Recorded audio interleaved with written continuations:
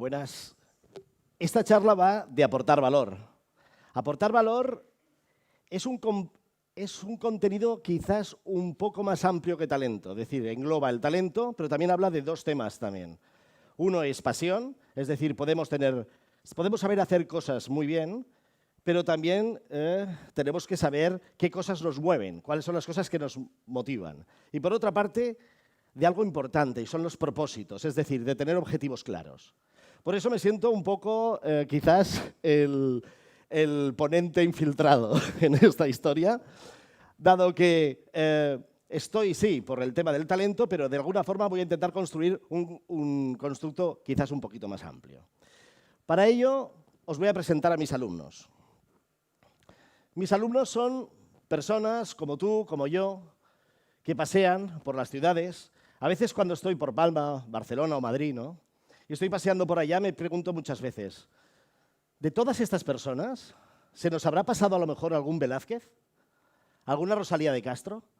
Es decir, ¿cuántas personas no habremos identificado en el sistema educativo, no habremos sabido dónde aportaban valor para construir luego proyectos profesionales que tuvieran sentido? Yo me pongo de ejemplo. Cuando empecé a estudiar, de pequeñito, empecé en la Escuela Italiana de Barcelona. En esa escuela tuve la tremendísima suerte de tener una profesora llamada María Russo, que nos enseñó bajo el método Montessori.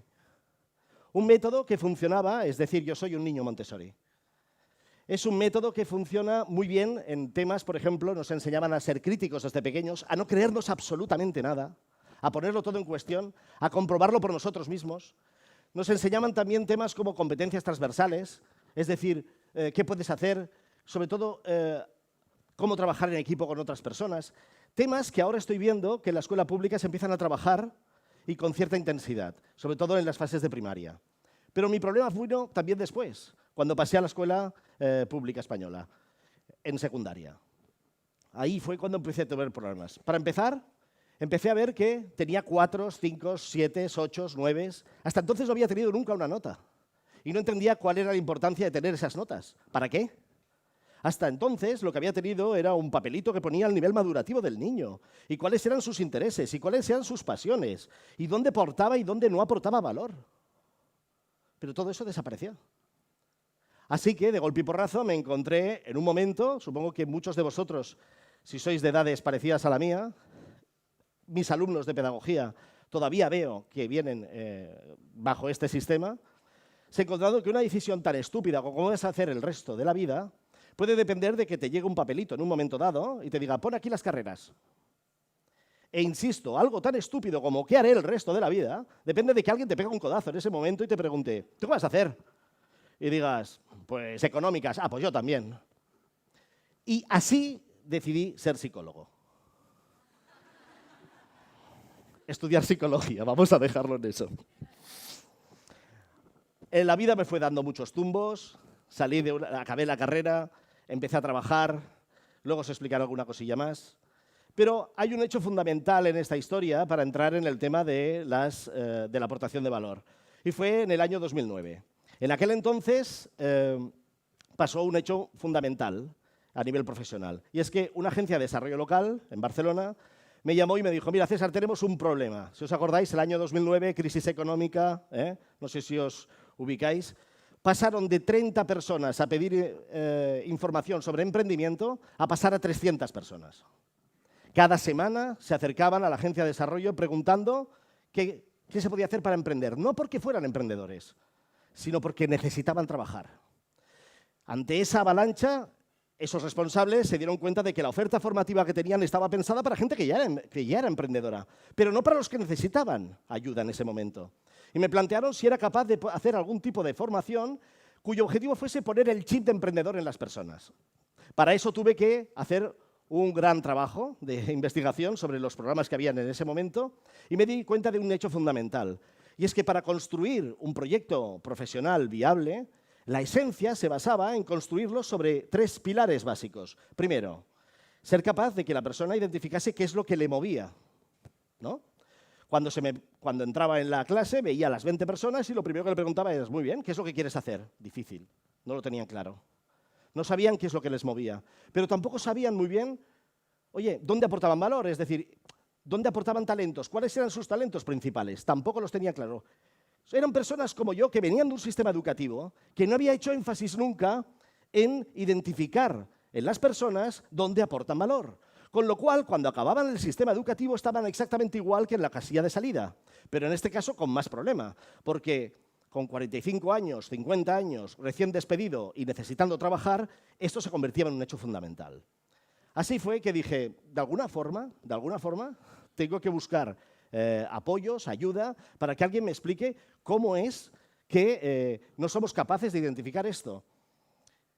Mi entrada en el Departamento de Pedagogía Aplicada me permitió acercarme al modelo educativo finlandés. No sé si lo conocéis. El modelo educativo finlandés es uno de los que, en principio, y según el informe PISA, pues tiene de los mejores resultados. Así que les pregunté directamente a esos profesores. Les dije, oye, ¿cuál es el secreto de vuestro éxito? Y me dijeron, pues mira, no es un tema de horas. De hecho, los niños españoles están 5,5 horas de media. Los finlandeses 3. ¿No?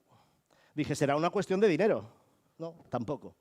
No es una cuestión de dinero, me dijeron. El importe que paga el Estado finlandés y el español por niño a nivel y contextualizado a la per cápita posible es bastante parecido.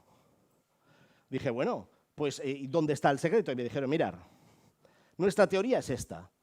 Y es que mientras vuestro sistema educativo se basa en corregir los puntos débiles de los niños, es decir, es un sistema educativo que históricamente lo que ha hecho es, no me interesa quién seas tú, quiero que seas así, bajo este modelo. Y el objetivo de nuestro sistema va a ser que tallarte para convertirte en este modelo. Nuestro modelo es totalmente diferente, lo que hace es otra cosa. De los 3 a los 8 años, nuestro objetivo es identificar primero en los niños cuáles son sus pasiones, cuáles son sus talentos y cuáles son sus creencias limitantes. ¿Os suena? Y de los 9 a los 16 años, el objetivo del sistema educativo es acompañar a este niño en el desarrollo de estas habilidades. De forma que un niño con 16, 17 años en Finlandia tiene clarísimo qué es lo que quiere hacer. Los nuestros, y esto lo puedo decir por experiencia propia y sobre todo en la universidad, cuando les llega cuarto de grado, que están a punto de acabar, les tiemblan los pies, porque están en la casilla de salida. Se reenganchan a un posgrado, a un doctorado o lo que haga falta para ver si se inspiran. Luego se meten en un trabajo, sea el que sea, y a ver si se inspiran. Pero la gran mayoría de los que estamos aquí, seguramente muchos de los que estamos aquí, somos personas que no tenemos todavía muy claro ni dónde aportamos valor, ni cuáles son nuestros talentos, ni cuáles son nuestras pasiones. Así que dije, bueno, pues vamos a las soluciones, ¿no? Algo tendremos que hacer, porque si os dejo con esto ahora mismo, os hundo. ¿Vale? Y no es el objetivo de la charla. Así que, fruto de mi experiencia profesional con emprendedores, con 2.000 emprendedores que pasaron por este programa que se llama Entrena per Emprendre, del que hay muchas personas que han pasado por aquí, que he podido identificar, ¿qué es lo que hicimos? Nos fuimos dando cuenta de algunas cosas. Primero, oye, ¿y si las personas que tenemos, las que somos ahora, de qué forma podemos ayudarnos a nosotros mismos y ayudarnos sobre todo a identificar en los niños pequeños este tipo de cuestiones? Empecemos por pasión. ¿Cómo pueden identificar en las personas cuál es su pasión? Bueno, pues nos dimos cuenta de una cosa que para mí ha sido reveladora. Me di cuenta de que las personas y los emprendedores que conseguían llevar los proyectos empresariales más exitosos eran personas que básicamente lo que hacían era seguir jugando aquello que jugaban cuando eran pequeños. Es muy fuerte. ¿Eres un niño que te gustaba jugar con otros niños o jugar solo? ¿Es crítico eso? ¿Te gustaba jugar a Lego? Sí, pero ¿a qué jugabas a Lego? ¿Jugabas con los muñecos de Lego como si fueran Playmobils? ¿Y hacías una representación social o construías cosas? ¿A qué te gustaba jugar? No es ninguna tontería. La gran mayoría de comerciales eran personas que les gustaba relacionarse con otras personas y ya de pequeñitos hacían cosas parecidas. Tienes a niños que de pequeños les gusta ser arquitectos, que les gusta construir, que les gusta destruir y volver a construir. A unos les gusta con instrucciones y a otros les gusta hacer un juego libre. Pero es absolutamente crítico. ¿Te lo has cuestionado? ¿A qué te gustaba jugar a ti? Segundo punto. talentos. Claro, ¿el problema cuál es? Si yo ya he pensado cuáles son mis talentos, pero es que no lo tengo claro. Y esto me ha pasado. ¿Y qué hacemos? Porque claro, el problema lo seguimos teniendo aquí. ¿De qué forma identificamos los talentos? Bueno, pues seguramente si has llegado a esa conclusión de que has buscado mucho, no lo has encontrado, quizás es que no tienes que buscar en ti. ¿Por qué no lo preguntas a la gente que te rodea? Quizás lo tienen más claro que tú. ¿Por qué no lo preguntas a personas que te quieran, pero que te interese su opinión? Cuidado, a veces no coincide, ¿eh? ¿En qué soy bueno? Cuidado con muchas madres. ¿En qué soy bueno, no malo? ¿Eh? Esto es importante. Quizás ellos lo tienen más claro. ¿Eh? Y luego tu grupo de amigos. Incluso lo podéis decir, ¿eh? Lo podéis hacer viral. Por WhatsApp. Oye, a esas personas que consideras que son tu grupo de amigos, y por cierto, si no tenéis grupo de amigos, no lo digáis, que queda fatal, ¿vale? Os inventáis un grupo, ¿vale? Pero pensando en ese grupo de amigos, oye, ¿seríamos capaces de preguntarles cuál es, cuando yo no estoy, en qué me echáis a faltar? Porque pensad una cosa, con vuestro grupo de amigos actuáis de forma libre, natural, nadie os ha presionado, ¿verdad? ¿Cuál es tu rol fundamental ahí? ¿Tú eres la persona que hace de chicle entre todos? ¿Eres el que media entre los conflictos? ¿Eres el que organiza? ¿Eres el que si no queda, no quedan los demás? ¿O eres el que le vienen a llorar todos? ¿O eres al que todo el mundo le viene a pedir un consejo? Fíjate que estás definiendo cuál es tu papel esencial en un equipo y cuáles son tus competencias y talentos básicos. Pero quizás, insisto, ya me lo he preguntado muchas veces. Si las respuestas no llegan, quizás tendremos que preguntar a otros, ¿no? A los que nos rodean. Y una tercera importante, propósito. ¿Qué es propósito? Pasión y talento, sí. Esto es lo que me gusta y además lo hago bien. Sí, pero no tengo objetivos. Y sin objetivos no vamos a ninguna parte. ¿Me explico? Objetivos. ¿Dónde aprendí yo el tema del propósito?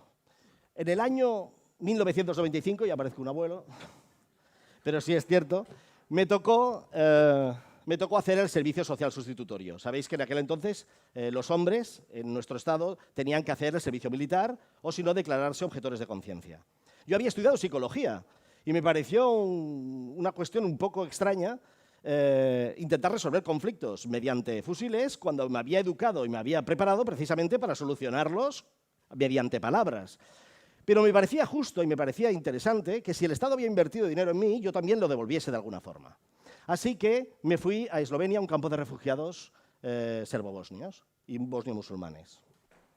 Estuve durante 6 meses, con 24 años, trabajando, fue mi primera experiencia y fue donde realmente decidí que quería ser psicólogo. Fue después de probarme yo en esa situación. Pero hubo un hecho fundamental, más allá de la situación complicada del campo de refugiados, que para mí fue esencial. Y fue un encuentro con una niña pequeña. Mirsada era una niña de 13 años que se había quedado huérfana de padres y cuidaba de sus 3 hermanos pequeños. Yo por las mañanas bajaba, entonces estudiaba bel canto, es cierto, ¿vale? Pero y bajaba por abajo y me ponía a hacer mis gorgorios, ¿eh? No sé si habéis tenido algún vecino músico, ya sabéis de lo que hablo, ¿eh? El que toca el piano, la guitarra y el que canta ópera, en fin. Bueno, yo bajaba abajo al campo de refugiados y me ponía ahí con las mujeres y con los niños, sobre todo, pues a cantar ópera y de alguna forma decía, les voy a alegrar un poco el día, ¿no? Se me acercó un día a Mirsada y me dijo, oye César,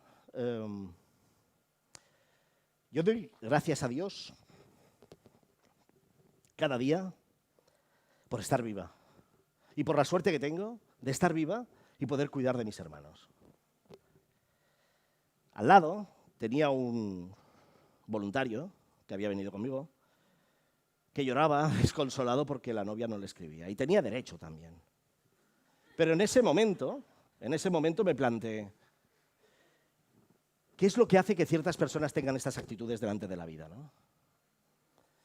En el caso de Mirsada fue una bofetada emocional y fue hablarme de esto, del propósito, de la importancia de tener algo que realmente te mueva en momentos complicados.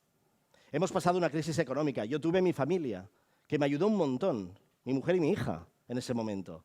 Fueron mis anclajes emocionales para tirar adelante. Es importante tener ese propósito, identificarlo, porque es lo que hace también mover los proyectos. Así que voy a acabar, como le dijo Enrique VIII a sus mujeres, no se preocupen, que esto durará poco. Solo con una imagen, en este caso, que es de yo cuando tenía 6 meses. Creo que se ve un diente. Y bueno, lo pongo porque para mí es una imagen icónica a nivel de red, ¿no? Es decir, es ese niño que intenta saltar, que intenta salir de esa red, ¿no? Y sobre todo porque quería dejaros solo con un par de ideas. Y es, por nosotros y por lo que viene, creo que es importante, creo que estamos a tiempo de ayudarnos a nosotros y sobre todo a las próximas generaciones a identificar dónde aportamos valor. El mundo futuro que llega es un mundo complicado, pero puede ser una oportunidad brutal si sabes dónde aportar valor. Y puede ser un problema brutal si no sabes dónde aportas valor. Estamos a tiempo de hacer estas reflexiones, ya por nosotros, pero también por las próximas generaciones. Muchísimas gracias.